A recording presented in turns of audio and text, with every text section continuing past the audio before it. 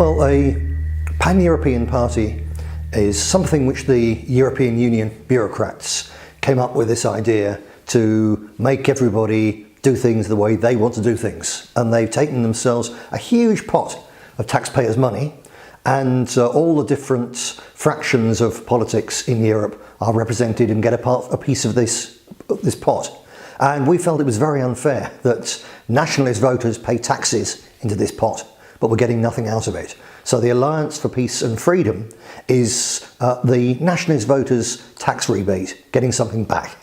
But far more important than that is, regardless of the money, the fact that all the peoples of Europe face the same problems. Whether you call it liberalism or the Kutnov-Kalergi plan, whatever you think it is, its aim is to destroy all of us, not just the peoples and the freedom of, say, the British or the Poles, but all of us. And the only way to fight this is to work together. Our enemies are united and internationalist, and we have to think in the same way, we have to act in the same way, and the Alliance for Peace and Freedom is the mechanism whereby this can happen.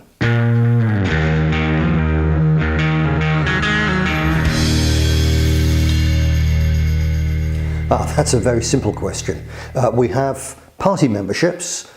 So among these, for instance, are the NPD in Germany, People's Party in Slovakia, Forza Nuova in Italy, and a number of parties of different sizes really all over Europe. In addition to that, though, the important thing for people watching this video is that individual members can join.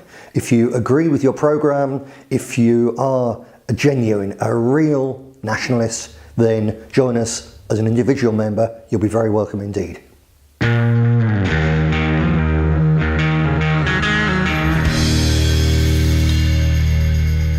Well, in an important way, the name says it all. The Alliance for Peace and Freedom. We didn't choose this name at random or just because it sounded a little bit nice. It's very specific. It's an alliance, so this is nationalists from all over Europe working together for common ends. It's about peace, whereby on the big picture we regard peace as being important between the peoples of Europe. This is back to the old question of no more brothers' wars, and it's always been the nationalist slogan. But the Alliance for Peace and Freedom is actually the mechanism whereby to start to turn this slogan into reality. So whether it's on a small scale, so bringing nationalists from different countries which have historical difficulties, have friction between them, and sitting them down around the table and talking these things through, that's very, very important. And then on the really grand scale, there's the fact that the European Union, the people running the European Union, the liberal elite, are absolutely determined to push for a confrontation with Russia at every possible level. And there have to be people fighting back, pushing back against this, because in the end, yes, Russia is Central or Eastern Europe and we're Western Europe, and there are differences, there's civilizational differences, but in the end we are all Europeans, and a fight between Russia and Europe would be the final disaster which would destroy Europe. So everything we can do against that is something that's very important. Then we come to a practical thing for nationalists, that if you go back perhaps 20 years and more, the key issue, the destruction of our peoples through mass immigration, was a taboo subject. No one was permitted to talk about it. It was ignored in the mass media, ignored by the main political parties, and the small nationalist parties were the only ones who did speak, who did campaign on this issue. Recently, of course, there's been a change, this huge sea change in European politics, whereby in virtually every country we broke the taboo, but now there's a fake nationalist party, a populist party, which is now speaking about these issues. They won't do anything, but they speak about them. And the challenge for the genuine nationalists is to find a way to remain relevant when there's other people saying the things that we used to be the only ones who said. And that's the very important future role for the APF, is to act as a pole of attraction. This is actually, it's very difficult for individual political parties when someone else comes along with far more support, far more money and the help of the mass media and takes your message.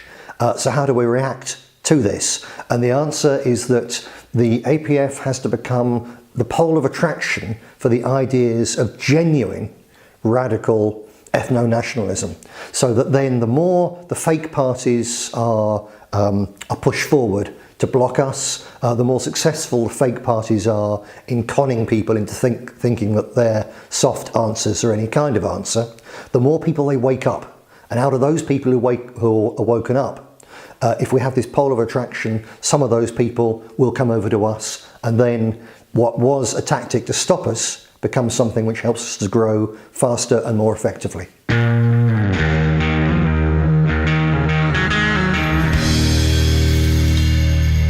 Our daily work, that's summed up, I think, best by one word: contact. The great advantage of having a pan-European nationalist organisation is that things that would have remained understood only in one country, whether it's some new danger that's arisen, some new skill, some new thing that we can do to push the cause forward, because we have the Alliance for Peace and Freedom, this information is very rapidly exchanged through really all the countries where we're effective, where we're present. So on a daily basis, there's contact between key people from the different countries. Sometimes this is just a short friendly chat, but if something important comes up, the mechanism is there, bang, it goes straight into the collective brain of the nationalist movement of Europe.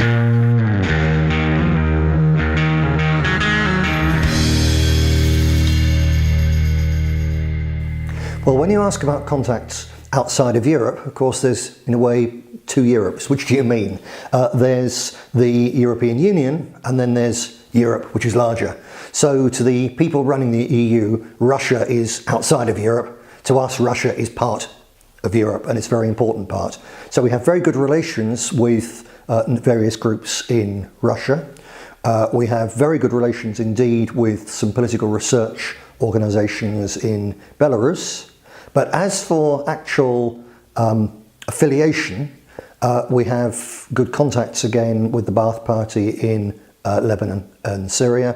But the only group outside of the European Union to which we have an actual affiliation in real practical terms is the Syrian Social National Party. And this to us is particularly important because for the last 5-6 years now, Syria has really been the front line of the battle between nationalism, sovereignty and a multipolar world, and the liberal globalist elite and the one world government over as many bodies as it takes them. So we're very, very pleased to have this relationship with the Syrian Social National Party. They're a very effective party at all levels in Syria, from being involved in politics through to having a militia of many thousands of men fighting on the front line, really in our war. Because whether it's the threat to our sovereignty or it's the threat from mass refugee immigration, Syria and the people of Syria have been fighting our battles for us, and we're very, very proud to have that connection with them.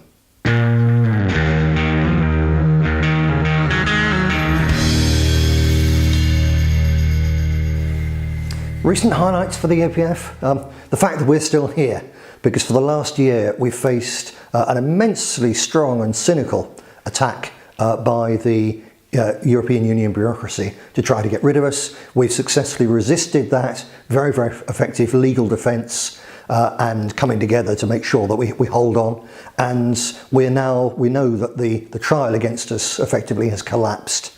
In fact, the people who were accusing us of wrongdoing falsely are now facing genuine, I think, accusations that they've done all sorts of things wrong. So we've survived, and we expect to have our rights fully restored very soon.